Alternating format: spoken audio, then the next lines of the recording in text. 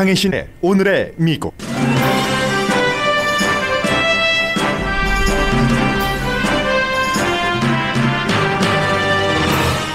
마이애미 비치 콘도 붕괴와 시애틀 등 서부 지역 폭염이 기후변화와 연관이 있다고 전문가들이 지적합니다. 서부 지역 폭염은 예고 없이 들이닥쳤지만 콘도 붕괴는 조짐이 있었으나 방치했던 것으로 드러나 콘도에 사는 모든 미국인들이 우려합니다.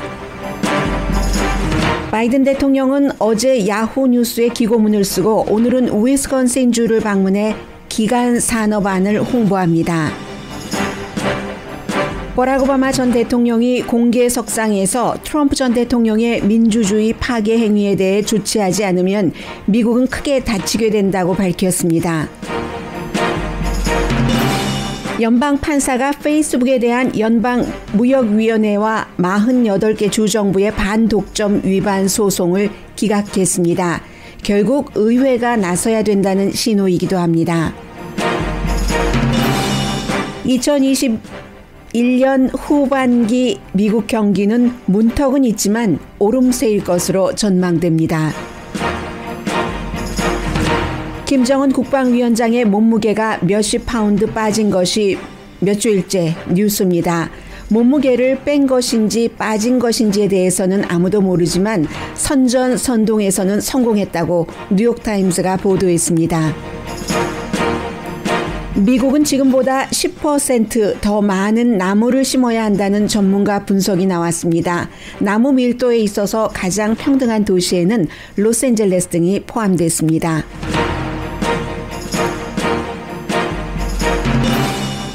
여러분 안녕하십니까? 오늘의 미국 강예신입니다. 오늘도 마이애미 비치 콘도 붕괴 사건과 서부 지역의 폭염을 먼저 전해드리겠는데, 콘도미니엄이라는 것은 결국은 아파트먼트와 똑같은 것이죠.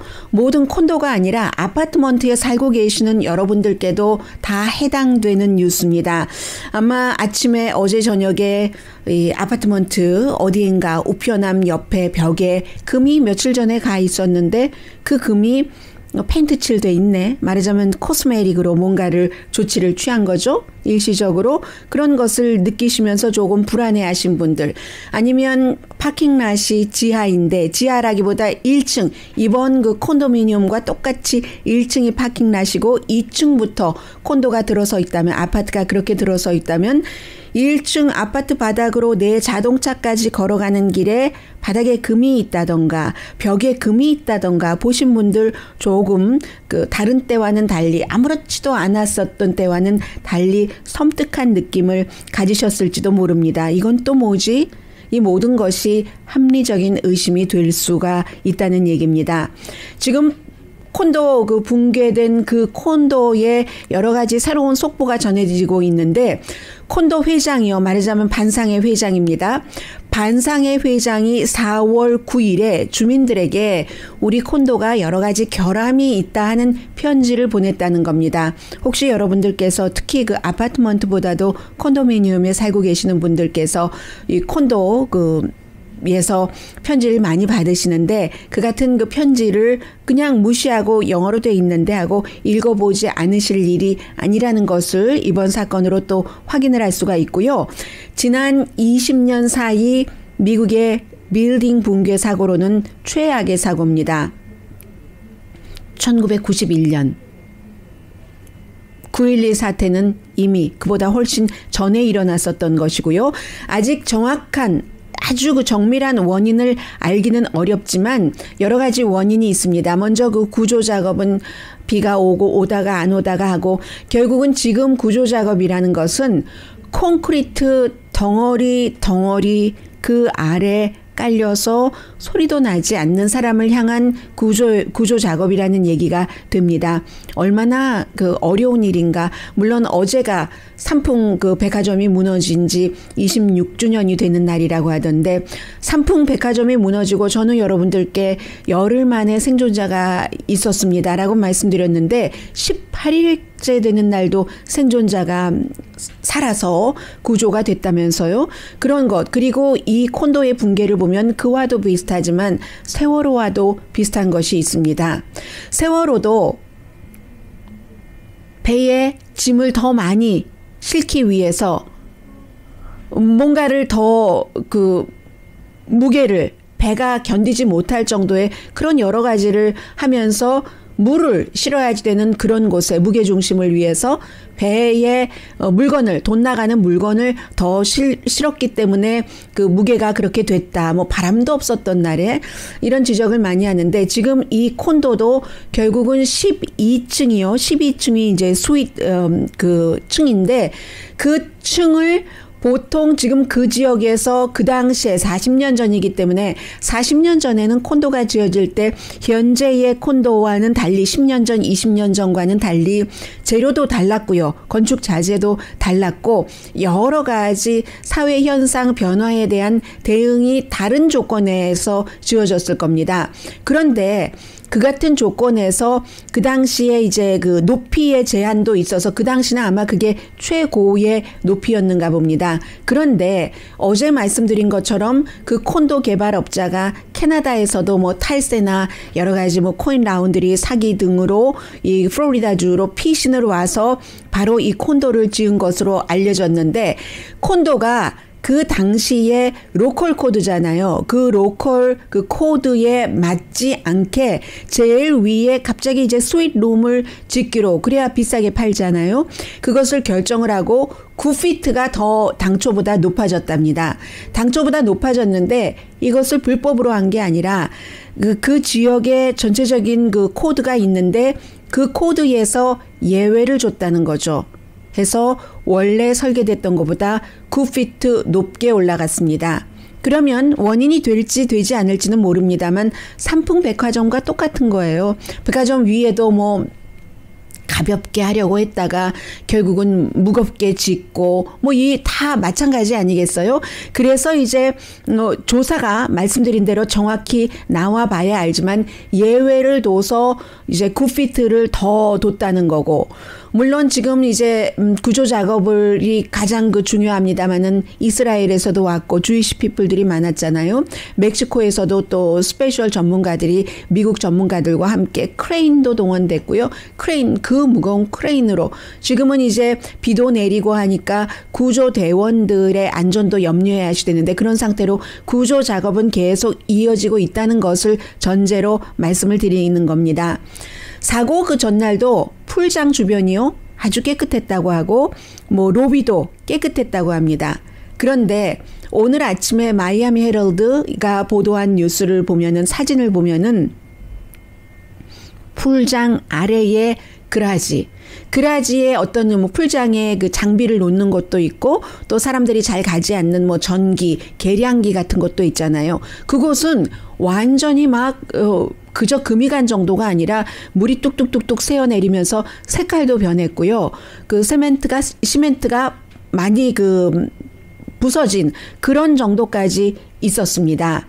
그래서 이제 이게 하루아침에 어느 순간에 모든 것은 찰나죠. 찰나지만 그 찰나에 그 일이 일어나기 위해서는 정말 뭐 영겁의 뭐 순간이 있어야지 되듯이, 겹쳐져야지 되듯이 이러한 조짐들이 있었다는 겁니다. 사고 당시에 이제 그 옥상에도 무거운 그런 그 옥상 점검을 하고 하느라고 물건 같은 것들이 있었고, 그리고는 이제 2018년도에 엔지니어 보고서를 보더라도 콘크리트 파손됐다, 이것만으로는 붕괴 안 된다고 하더라도 2021년도에도 콘도 이사진이 빌딩 문제를 뭐 경고를 했다는 것, 아무튼 여기까지는 고칠 수 있는 겁니다. 그나마 앞으로 콘도를 지을 때 자재를 더욱 강한 자재로 하고 뭐 예외를 둬서 9피트 높이를 두지 않고, 그리고 물이 셀 때는 그 새기 전에 미리 다 점검을 하고 옥상에도 무거운 것을 놓지 않고 할 수 있는 일입니다. 그런데 오늘 제가 말씀드리려고 하는 것은 여기에 기후 변화가 원인으로 크게 작용을 했다면 그럴 가능성도 많이 보고 있습니다. 40년 전에 이 콘도가 지어질 때 그때와 지금 점점 93년부터 99년까지 이제 조사를 한 플로리다주의 대학교의 조사에 따르면 1년에 2mm씩 낮아졌다고 하잖아요. 밑으로 내려앉아 땅에 가라앉는데, 그런데 그 동시에 바닷물, 해수면은 점점 높아지는 겁니다. 지금 플로리다주의 마이애미 비치 그쪽의 해수면의 높이는요. 전 세계에서 해수면이 높아지는 것보다 3배가 더 빨리 더 많이 높아지고 있거든요. 마이애미 해수면이 1년에 9mm씩 높아졌습니다. 최근에. 그러면 1년에 2mm씩 낮아지고 높아지고 여기서 여러 가지 작용이 이어지는 거죠. 뭐 조수 간만의 차이도 있는 것이고 이 콘도를 지은 그 기반 가까이에 이게 소금물이잖아요. 소금물이 아니면 소금의 파편이 그 공기에 의해서 날아들어서 이 세멘트부터 피해를 주고 강철까지 녹이는 그 과정으로 가는 것에 이걸 이제 콘크리트 암이라고 처음에 말씀을 드렸는데 이것이 하루 이틀에 이어진 게 아니라는 겁니다. 이미 90년대에 시작이 됐고 그 같은 기후 변화에 따라서 해수면이 높이가 높아지는 것이 100년 전, 50년 전, 30년 전, 20년 전, 10년 전 점점 속도가 빨라지고 있잖아요. 그런 것. 그렇기 때문에 콘크리트 구조물을 해안에 디자인을 하고 건축을 하고 할 때는 미래를 더 많이 예측을 했어야지 되는데 그렇지 못하다 하는 것은 이제 앞으로 배우면 되는 건데 이 기후변화 컨디션이 사람들이 예상을 했었던 것보다도 더 많이 빌딩도 사람처럼 스트레스를 받는 거죠. 지하로 소금물이 들어오고 공기에서 그 습도에 소금이 묻혀져서 내 얼굴, 빌딩이라는 내 얼굴을 계속 쳐서 내가 따갑고 차갑고 할 때 이런 것들을 충분히 예상하지 못했다 하는 겁니다. 건축 자재 자체도 그랬고요. 해서 2019년도에 이 내용은 이제 영국의 이코노미스트가 보도를 했는데요. 영국의 메케니컬 엔지니어 그룹이라는 아주 권위 있는 그룹과 그리고 플로리다주의 해수면 상승 연구소가 있답니다. 이 두 군데가 연구를 한 결과 야 이거 너무 위험하다 하고 2019년도에 경고를 했다는 거죠. 지금 세계는 마이애미뿐만이 아니라 미국 전역 특히 이제 해안 지역의 아파트먼트, 콘도미니엄, 뭐 일반 주택도 마찬가지고요. 해수면이 급격히 많이 상승하는 것에 대응을 미처 못하고 있다는 겁니다. 그러면 어떤 때는 이제 뭐 이렇게 강철, 버팀목 같은 것, 빔 같은 것이 녹슬고 뭐 약해지고 이런 것을 넘어서 홍수로 앞으로는 자주 겪을 것이라는 거예요. 물이 그냥 완전히 길에도 심지어는 자동차가 있는데도 뭐 거기에 디자인을 하지 않은 길이기 때문에 막 물에 이제 물을 첨벙첨벙 하면서 가야지 되고 버팀목은 저런 빌딩들의 버팀목은 더욱 압박을 받을 것이고 해서 이제 이번 이 사건 이후에 뭐 어느 정도 경제적으로 여유가 있으신 분들은 더 새로 지어진 빌딩에 많이 들어가실 것 같고요. 바닷가 좋다 뭐 분위기 있어 뭐 바닷바람 좋아 이것도 글쎄요 이번 사건으로 어떻게 될지 모르겠습니다. 40년 전에는 로컬 빌딩 코드에 맞췄다 하더라도 예외가 있었잖아요. 9피트 높아진 것. 그런데 지금은 이 40년 동안의 기후변화가 너무 심해서 땅과 바다 그리고 이제 저기는 습지대이기 때문에 그 파운데이션을 얼만큼 40년 뒤까지 내다보고 지은 것인지 아니면 캐나다에서 탈세 등의 혐의로 도망쳐서 온 사람이 지은 빌딩이기 때문에 그 파운데이션을 얼마나 약하게 했는지 강하게 했는지 돈의 기준으로 했다면 그분은 세상을 떠나셨습니다. 2014년도에 알 수 없는 일입니다. 그리고 또 하나 캘리포니아주도 더운데 뭐 저희야 실내에 보통 있기 때문에 큰 더위를 못 느끼지만 시애틀에서 살고 계시는 분들 안녕하세요. 너무 고생하시죠? 시애틀은 워낙에 시원하기 때문에 시애틀의 가정에 에어컨디션이 있는 가정이 반밖에 안 된다고 들었습니다. 오늘 저도 뭐 시애틀 타임즈 등을 보고 안 것인데 그냥 우리가 막연히 시애틀 시원하다는 알지만 시애틀 가정은 여름에 에어컨을 안 켜도 될 정도라고까지는 생각을 못했습니다. 그런데 그렇다고 하는 그러니까 이맘때 시애틀의 낮 평균 기온이 73도라고 하더군요. 그런데 그게 113도, 뭐 14도 이렇게 되니까 얼마나 고통스러우셨습니까? 이것도 기후변화라는 거죠. 기후변화. 100도 하면은 섭씨로 37.5도잖아요. 37.8도. 37.8도가 지금 화씨로 다시 계산을 하자면 뭐 포틀랜드, 시애틀 이런 데가 115도, 시애틀 어제 110도였네요. 하면은 섭씨로 46도, 43도였다는 얘기가 되는데 주민뿐만이 아니라 이 사업체에도 이 그 에어컨이 많이 없었는데 인간도 여기에 적응이 되지 않았지만 에어컨 많이 팔릴 것 같아요. 시애틀. 적응이 되지 않았지만 빌딩도 이 같은 찜통 더위에 찜통 열차에 적응되지 않았습니다. 그쪽 지역의 경열차, 열차, 전차, 서머스쿨 버스도 적응되지 않았기 때문에 지금 전부 모든 것을 중단을 하잖아요. 포틀랜드에서는. 유진도 비슷하고요. 일요일에 뭐 육상 필드, 뭐 트랙 경기도 못했고 스테디움도 대피령을 내렸었잖아요.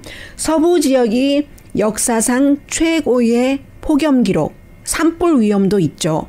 서부 지역이 왜 그럴까? 지금 뭐 캘리포니아주도 덥긴 하지만 그것은 이제 미국 말로는 그 힛돔이라고 하잖아요. 한국말로 열돔 현상이라고 얘기를 하는데 두 개의 기압 때문에 그렇다고 하죠. 알래스카 쪽에서 오는 그 알류산 열도, 알류산 그 섬의 열도, 그리고 이제 뭐 북태평양 열도죠. 그리고는 이제 그 제임스 베이, 허디슨 베이, 캐나다 쪽, 이쪽에 양쪽의 그 기압 때문에. 그런데 이제 이 포틀랜드나 시애틀 것은 너무너무 핫한 것은 아닌데 그 따뜻하다 하는 정도가 계속 그냥 따뜻한 거예요. 이 기압이. 그래서 밤까지 이 기압이 계속 그 따뜻하게 웜하게 만드는데 이것이 다 지구 온난화 때문에 이렇다는 겁니다. 이 지역에서 자주 있는 일이 아니기 때문에 뭐 대비할 수가 없었던 거죠. 그런데 앞으로는 얼마나 자주 있을지 그것에 대해서는 또 알 수 없는 겁니다. 시애틀에 살고 계시는 분들께서요, 어제 그 너무너무 집이 더우니까 호텔에 가서 지내려고 호텔에 전화하면은 다 찼다는 거예요. 호텔이 방이 없다는 얘기거든요. 그런데 앞으로도 현재의 그 기상 예보로는 2주일 더 이 같은 폭염을 견디셔야지 된다는 겁니다. 콘도 붕괴, 완전 열탕, 이 모든 것들이 기후변화와 연관이 있기 때문에 이러한 일들이 일어나는데도 불구하고 아무런 조치를 취하지 않는다면 그 다음은 모두가 다 상상하는 그런 세상이 되겠죠.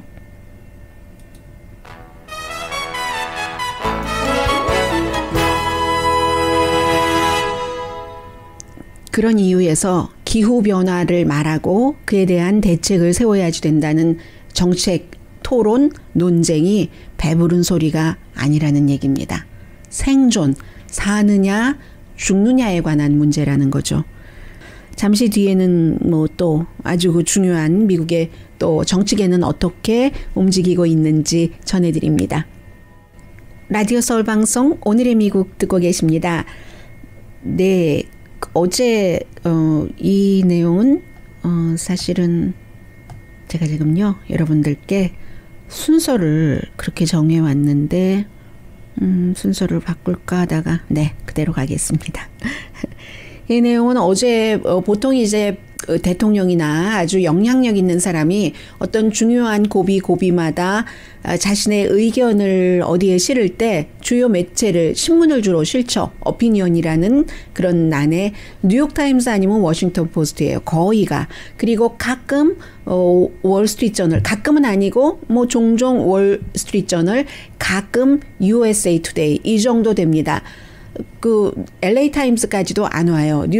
이 USA 투데이 같은 경우는 뭐 그 퀄리티가 뭐 로스앤젤레스 타임스보다 높다. 그래서 그런 건 아니고 부수가 많습니다. 아주 단신을 많이 쓰는 신문이기 때문에 그래서 그렇고 월스트리트 저널은 하이 퀄리티고 그리고 뭐 뉴욕 타임스와 워싱턴 포스트야 워낙에 뭐 100년 넘는 그런 역사와 전통을 자랑을 하는 뭐 간혹 그 실수도 하고 오보도 하고 모든 그 사람의 인생과 마찬가지로 그러나 그런 것들을 또 철저히 또 수정도 하고 가능하면 객관적으로 보도를 하려고 노력을 하고 뭐 이런 신문이죠. 그래서 워싱턴 포스트 아니면 뉴욕 타임스입니다.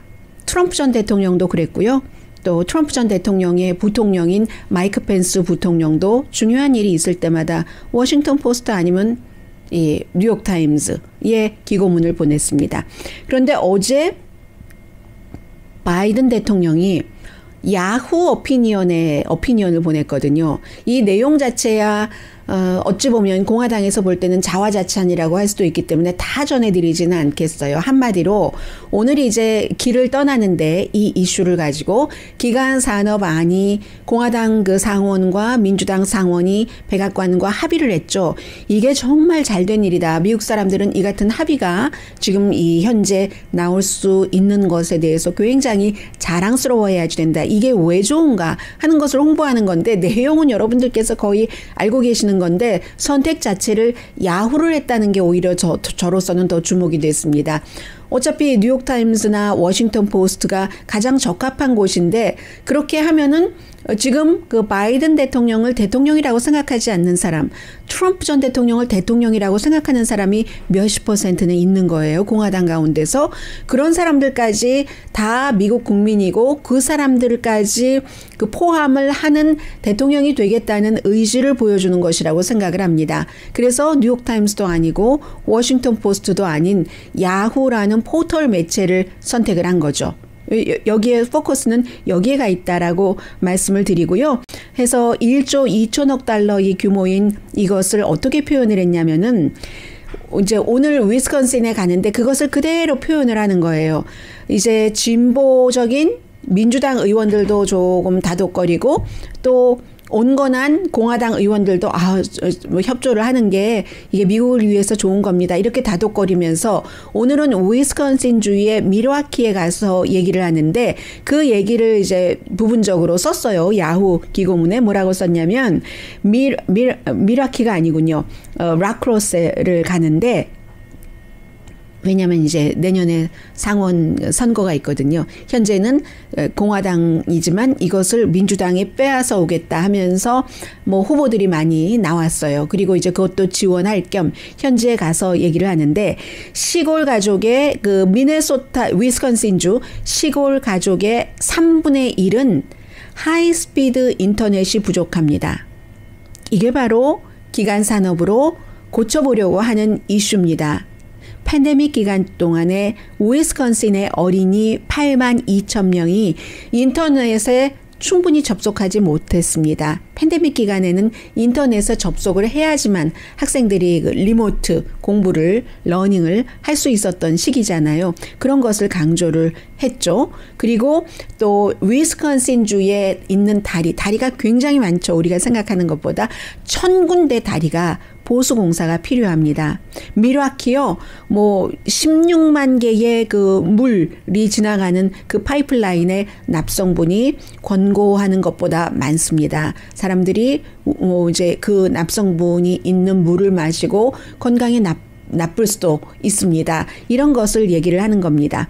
그리고 이제 특히 강조하는 것은 이 기간 산업으로 인해서 일자리가 만들어지는데 만들어지는 일자리의 90%는 대학 졸업장이 없는 사람입니다. 계속 이제 공화당에게 얘기를 하는 거예요. 트럼프 전 대통령을 지지하는 사람들이 뭐 그냥 표면적으로 우리가 볼 수 있는 것이 교육을 덜 받은 사람, 백인, 뭐 시골 사람, 뭐 그런 사람들이잖아요. 해서 이민자들이 나의 일자리를 뺏어간다고 생각하면서 이민자에게 불만을 많이 갖고 있는 사람, 또 엘리트들이 우리를 불편하게 해.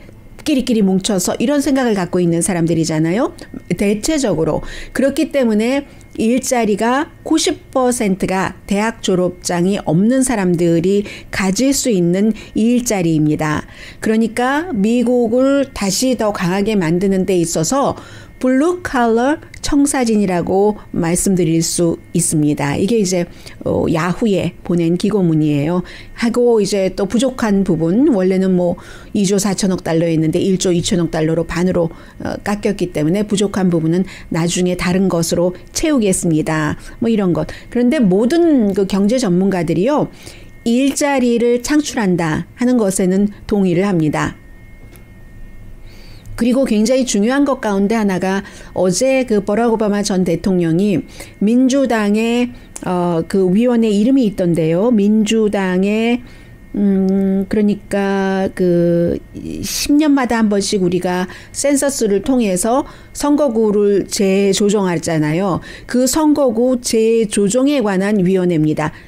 민주당 전국 선거구 조정위원회 기금 모금에서 오바마 대통령이 뭐라고 얘기를 했냐면, 핵심적인 것부터 말씀을 드리자면 트럼프 전 대통령이 나의 후임자였던 그 트럼프 전 대통령이 정말로 민주주의를 많이 위반하면서 허튼 소리를 너무 많이 했다. 거짓, 빅 라이라고 표현을 하고 허튼 소리라고도 했습니다. 그런 허튼 소리에 다발을 풀고 있다. 민주주의 핵심 개념을 완전히 위반한 건데 근거 없는 빅 라이로 부정선거라고 주장을 하고, 그리고 내가 이겼다라고 얘기를 한 것. 계속 그로 인해서 지금 선거구 재조정위원회라고 말씀드렸잖아요. 그로 인해서 공화당의 많은 주에서 많은 사람들이 투표를 하기 어렵게 한 그런 투표 제한법을 통과시키고 있다. 지금 트럼프 전 대통령에 대해서 어떠한 조치를 취하지 않으면 미국은 큰 코 닥친다. 말하자면 이런 형태로 표현을 했어요. 큰 코 닥친다고 하진 않았습니다.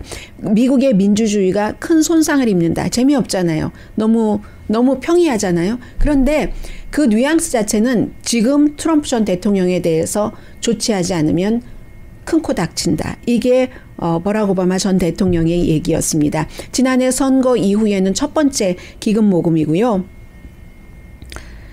네, 우리는 그가 가짜 주장을 하는 것, 그가 허튼 소리를 다발로 내놓으면서 소설을 쓰는 것을 너무 많이 봐왔다. 그 때문에 조지아, 애리조나, 플로리다, 아이오와에서 투표 제한법이 통과가 됐고, 펜실베니아, 텍사스주는 투표 제한법을 통과시키려고 시도 중이다. 그런데 이런 주가 내년에 격전지거든요. 그러니까 하원 의원을 꼭 여러분들께서 항상 우리 유권자들이 어떤 저 사람에게, 공화당에게, 민주당에게 많이 투표한다고 해서 그대로 나오는 게 아닙니다.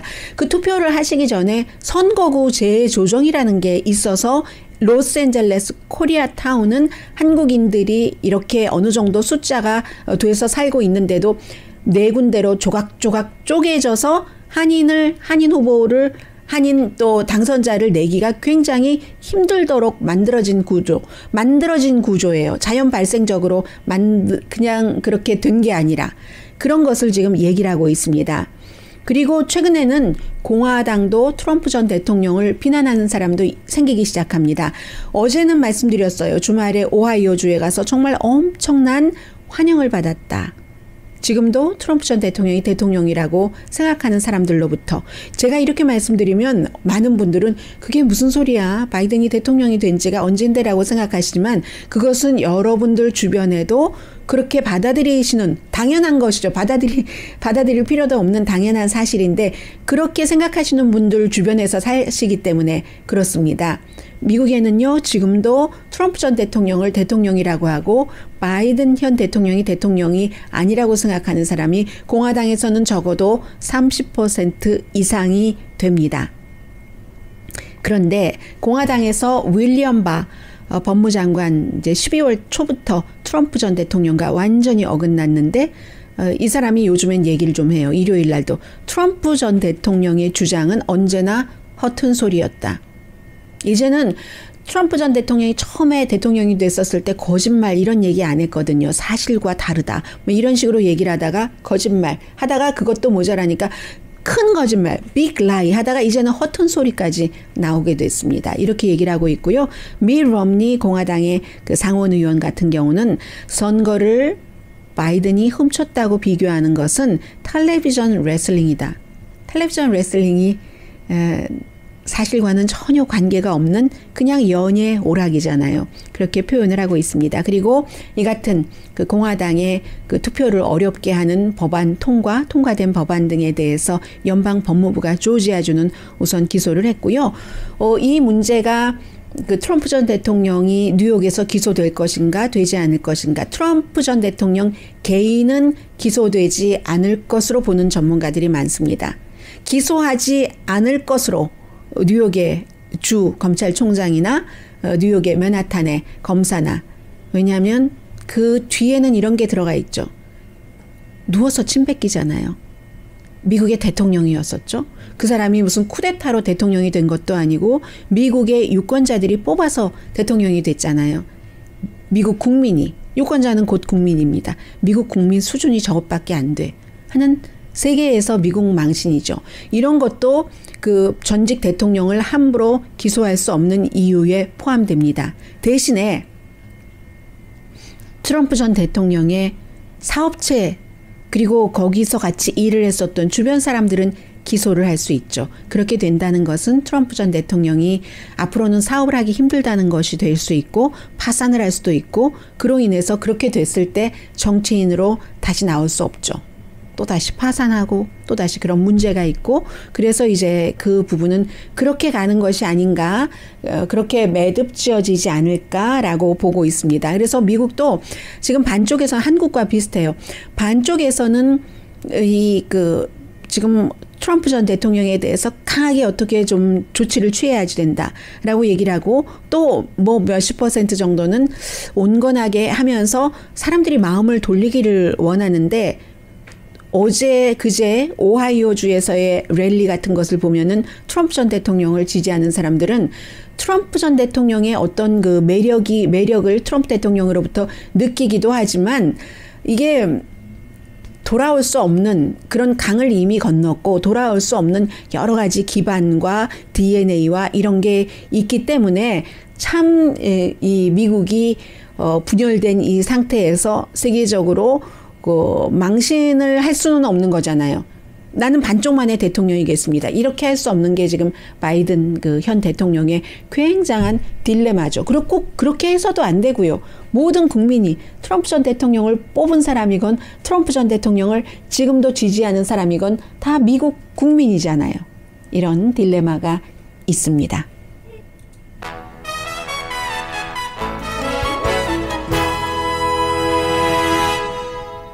라디오 서울 방송 오늘의 미국 듣고 계십니다. 2021년 올해 이제 후반기가 내일 모레부터 시작되거든요. 딱 365일을 반으로 나눠보면 목요일부터 후반기입니다. 벌써 이렇게 많이 왔어요. 여러분만 그러신 것 아니에요. 저도 아무것도 못하고요. 시간만 지나가고요.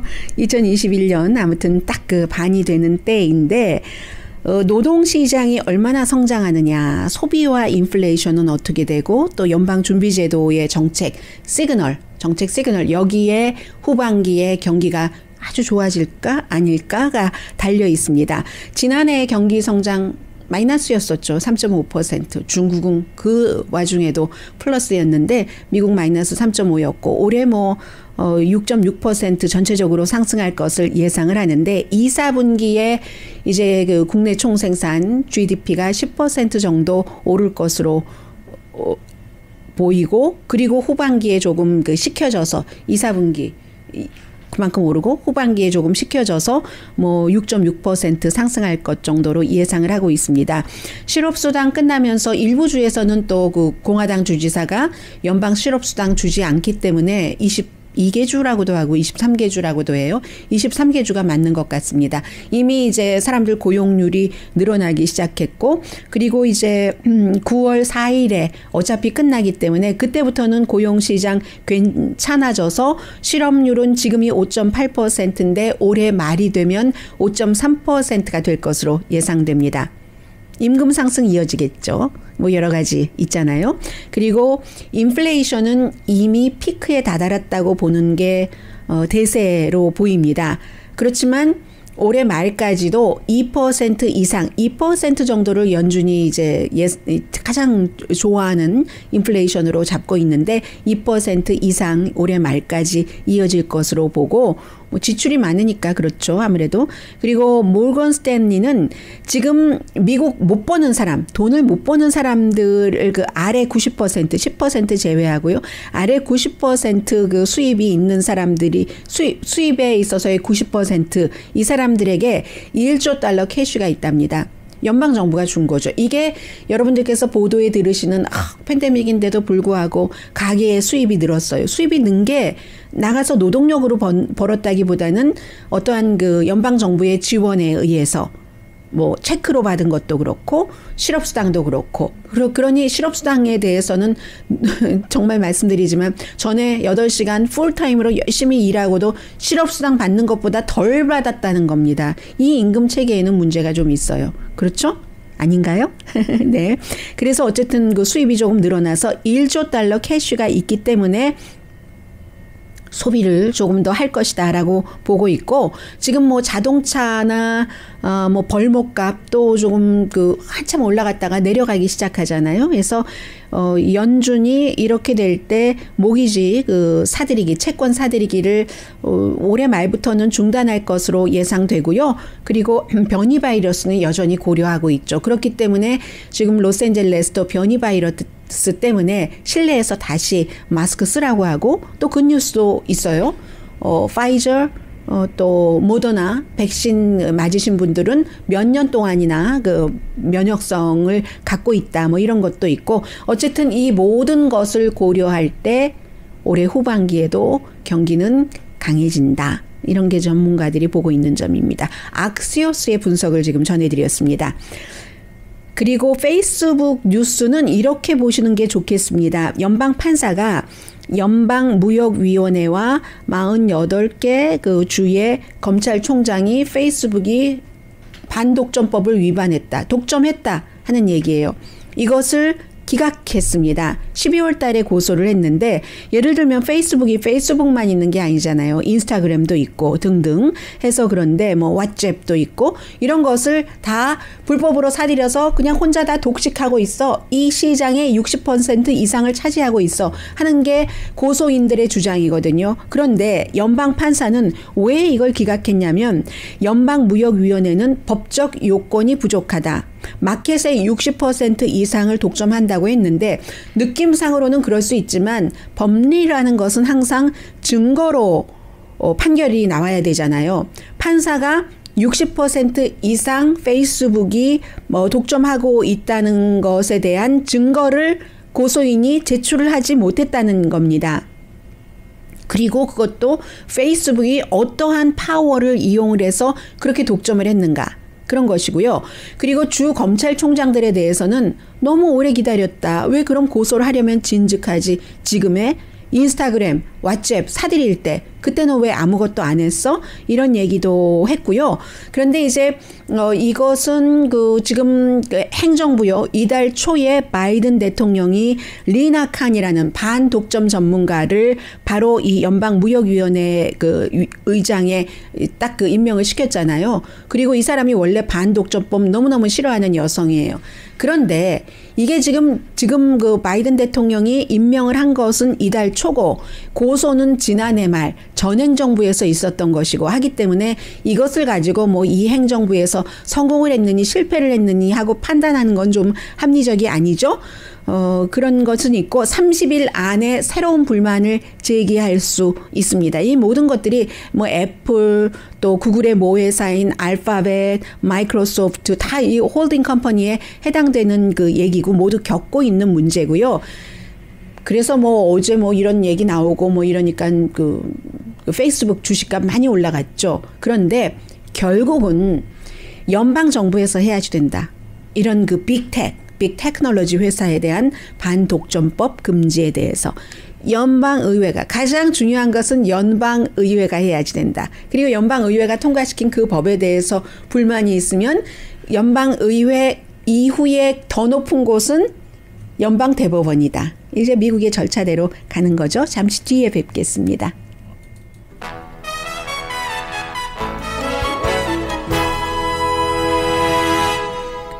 라디오 서울 방송 오늘의 미국 듣고 계십니다. 어제 그 블룸버그 뉴스의 보도를 통해서 제가 전해드리려고 하다가 뉴스가 넘쳐서 그냥 스킵했는데, 김정은 국방위원장의 몸무게가 뭐 5월 달에 한 번도 등장하지 않더니 6월 달에 쫙 나와서 한 22파운드에서 44파운드 정도는 한 달 사이에 빠진 것으로 전문가들이 그렇게 보고 있잖아요. 그래서 이게 왜 그러느냐. 다이어트였을 거야. 뭐 아버지 할아버지도 다 심장질환이 있으셨으니까 이렇게 생각을 했는데 37살이고 담배하고 술하고 뭐 그런데 이게 결국은요. 이 북한 텔레비전에 나오기 시작하는 겁니다. 텔레비전에서 이 김정은 국방위원장의 살이 그렇게 빠진 얼굴 뭐 턱선 이런 데가 무척 가늘어졌어요. 딱 보면은 알 수 있을 정도로 팔목도 가늘어졌고 그러니까 사람들이 막 아시죠? 여러분들 북한 순진한 주민들 막 그냥 울먹이면서 너무너무 안 됐다고 얼마나 지금 고민이 많으시면은 너무너무 내 마음이 아프다고 평양 시민이 그렇게 얘기를 하고요. 중앙방송에서 나왔는데 일을 너무 열심히 하시니까 더군다나 요즘 뭐 식량도 부족하다. 뭐 코로나 바이러스다. 너무너무 불쌍해하는 거예요. 안쓰러워서 막 이렇게 하는. 그렇기 때문에 오늘 뉴욕타임즈에서는 그 원인은 모르지만 왜 살이 빠졌는지 김정은 위원장의 살이 빠진다는 것은 다이어트로 건강을 위해서 일부러 뺀 게 아니라면 급작스럽게 22파운드에서 44파운드까지 빠졌다 하면은 시한폭탄이 될 수 있는 거잖아요. 딱 기둥에 딱 서 있는 김정은 위원장이.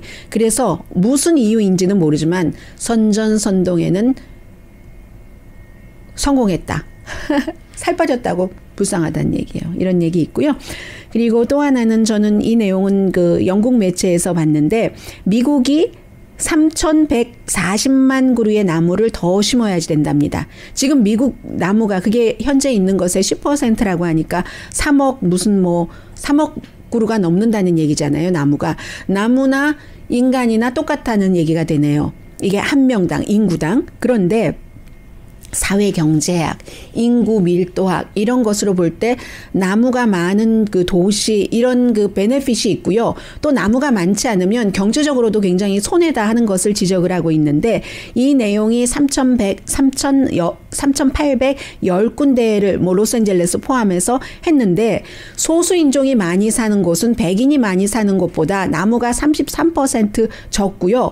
나무를 많이 심으면 일자리가 늘어나고 그리고 천식 관련 응급실을 방문하는 사람들로 인한 돈을 16억 달러나 절약할 수 있다. 뭐 이런 얘기예요. 나무의 평등에 있어서는 로스앤젤레스 굉장히 앞서갑니다. 시카고, 디트로이트, 프레스노, 휴스턴 등이거든요. 로스앤젤레스는 나무 또 심잖아요. 군방구로. 강혜신이었습니다.